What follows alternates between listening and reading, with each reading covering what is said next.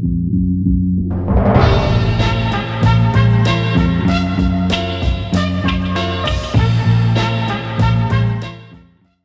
защитника Отечества празднуется в России уже 95 лет.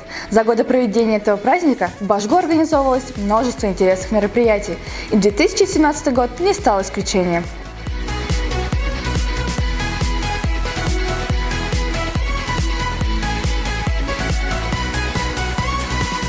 День защитника Отечества в Башгу отмечает спортивной игрой под названием «Противостояние». Студенты и преподаватели вуза собрались, чтобы узнать, кто же всех быстрее, выше и сильнее.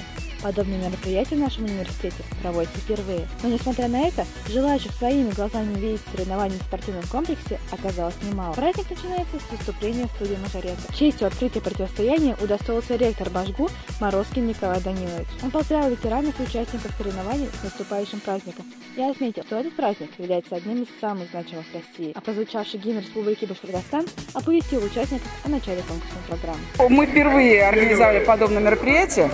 Хотели, чтобы посоревновались не только студенты между собой, что, конечно, интересно, но и подключились преподаватели. В какой-то момент все забыли, что они по разные стороны баррикад, а все выглядели так вот по-дружески, и нам вот этот вот дух очень понравился. Для прохождения этапов противостояния студенты и преподаватели поделились на 4 команды – синих, зеленых, желтых и красных, которые, в свою очередь, состоит из преподавателей. После выбора капитанов команд участники приступают к выполнению задач соревнований «Лови фашист гранату» и «Братство кольца», где ребята показали всю свою силу и находчивость. Не обошлось и без традиционного перетягивания каната. Данные мероприятия подобного вида должны быть организованы и проводиться чаще. Безусловно, было сложно. Они более молодые.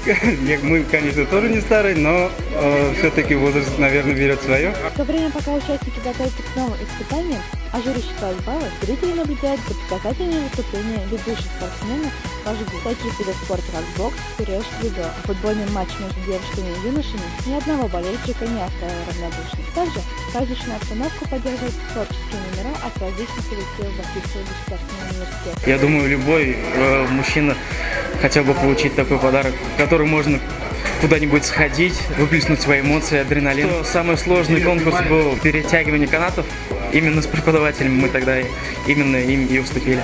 В ходе спортивного мероприятия победу одержала команда «Желтых». Им, а также другим командам вручаются почетные грамоты и специальные призы от организаторов конкурса. Для любителей спорта противостояние студентов и преподавателей Башгу, наверное, стало интереснее, чем борьба героев одноименного супергеройского фильма. Теперь же осталось дождаться настоящего конкурса красоты на 8 марта. Асна Гилязева, Наталья Любанская, специально для Правком ТВ.